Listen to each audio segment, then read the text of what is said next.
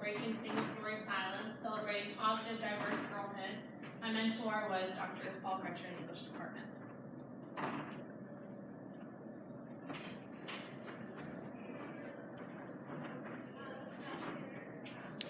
So last year, I became interested in this topic because there was a lot of social movements happening in the media and media attention about gender inequity, sexual harassment, and silenced female voices. Me Too and Time Magazine's Person of the Year was the Silence Breakers, as you all recall. I was in a classroom, part of the ed minor, you have to go into different classrooms and different grades and observe so many hours. I was in a 6th grade classroom, and we had taught Hatchet and Schooled and Maniac Me. And if you're not familiar, all those books are about boys. So after I was done with my observations, I asked my teacher, I said, well, what books do you teach with girl main characters? And she said, well, I think we have an informational text about Helen Keller. And that bothered me. When I saw this problem in the classroom and what was happening in the media, I thought of my daughter, Daphne. She's 7, that's her. She's a dance, and we enjoy going to plays and doing all kinds of stuff. But I care about what she's learning and how she sees herself in a positive way as a girl. So I started to do research. And I came across this study. And this study was done in 1995. And if you're unfamiliar, educational research isn't replicated very often, if at all. And the problem with that is that we don't have reliable data for best practices. So it's not like medical research where we have human trial after human trial after trial to get things approved and on the market. So this article was by Benjamin Irwin DeVittis, and it was called Censoring Girls' Choices and Continued Gender Biases in English Language Arts Classrooms. Again, it was published in 1995. And after hearing what was going on in the news and seeing what was happening in the classroom, I was looking up to girls in school books. And this was the only study that really truly reflected what I was interested in. And I selected this one to replicate. And we did a qualitative study on this one. So what we came up with was a Google form, and we distributed it to dozens of schools. My mentor told me, he said, don't be surprised if you don't get a lot of people contact me back. And I was like, challenge accepted, I got this. I was wrong. It's very hard to get schools to participate. So this was a qualitative survey replicating the original study. We got IRB approval from the university. I had over 100 students respond though, which was still good. And many of the survey questions were open-ended. They weren't multiple choice. So you'll kind of see that in some of the data that I'm going to show you. There aren't some of the questions allowed for them to respond in like a sentence or a paragraph and things like that. So we actually coded all the data and with iterator reliability. So it's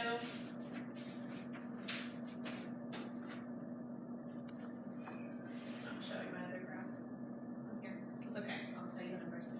So this was the girl responses for the question. So this was a 3-part question. We asked, what's your favorite book with a girl main character? And this follow-up question was, why did you like that character? Benjamin and Irwin DeVittis found that the girls responded that they liked books with characters that had typical feminine character traits, including being nice, nurturing, and giving, and one who doesn't voice her opinion. That's the 1995 study. And we found, as you can see, I guess Google doesn't open it the same way, that's okay, that nearly 40% of the girls were more interested in these books because they had outgoing characters. Outgoing we coded as if they called them brave or strong or outgoing, use those words. So the original also highlighted this quality of being nice. So 90% of the girls said that the character was nice. and 10% of the characters were not nice. And some of the interesting reasons that they listed for the characters not being nice were that they broke social norms and rules. They were outspoken and creative and independent. They say what's on their mind. They're strong, beautiful, cunning, and also strong. And our study supported the original study.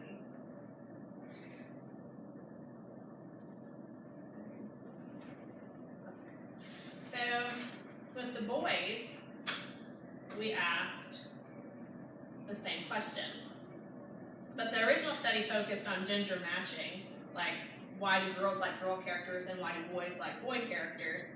And our study was interested primarily in the concept of girls specifically.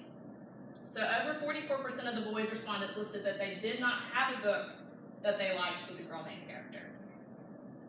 The original study showed that the boys did not or would not read a book with a girl main character.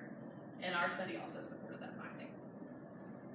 And similar to the girl students, nearly 30% of the boy students listed that they liked the character because she was strong and outgoing. And as you can see here, our original also highlighted this quality of being nice. Our study supported that also overwhelmingly. Here are some of the interesting reasons that the boys stated that the characters were not nice. They were smart, rebellious, ambitious, loyal, and capable are qualities of a not nice character.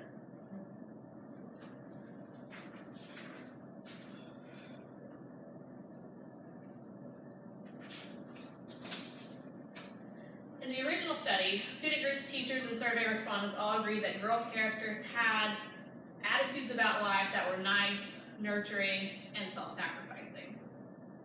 Our data reflects that the girl students felt that the character's attitude about life was positive, but our data also showed that girls still value those traits, that being nice, nurturing, and self-sacrificing.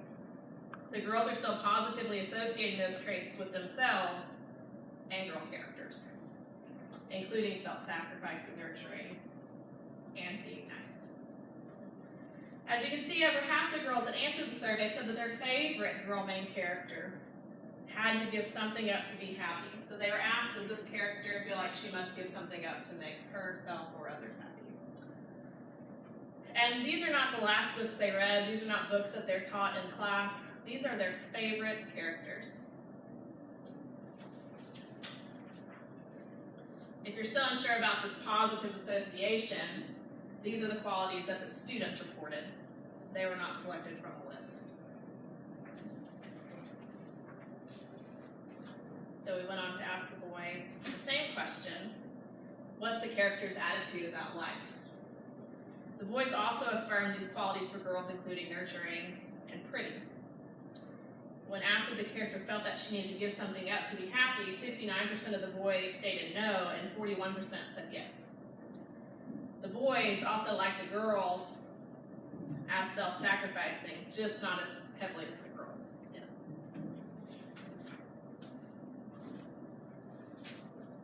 So, and then we get to asking the students how this character, I'll send this to you too, because it's some of the graphs on here, how this book would be different if the main character were a boy, not a girl. So their favorite books with girls in them, and having it a boy as a girl. And this question was included to draw out what students could identify as gender norms. The original, my interest about, this is the original study, and my interest is about gender norms in books. Both the boys and the girls asserted that there would be differences based on gender. Interestingly though, they also asserted that there wouldn't. There's a problem if many students don't think there are gender differences. It's also a problem that they continue to make disparaging gender norms for girls. For instance, boys stated that they thought characters would be more emotional, uncomfortable, and weird. These are reinforcing negative gender associations with girls.